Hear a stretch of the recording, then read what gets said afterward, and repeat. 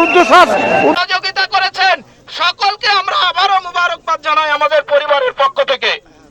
সম্মানিত ভাইরা, আমি আপনাদের কাছে একটি কোরআন মাজিদের একটি আয়াত তেলাওয়াত করেছি সূরা আলে ইমরানের।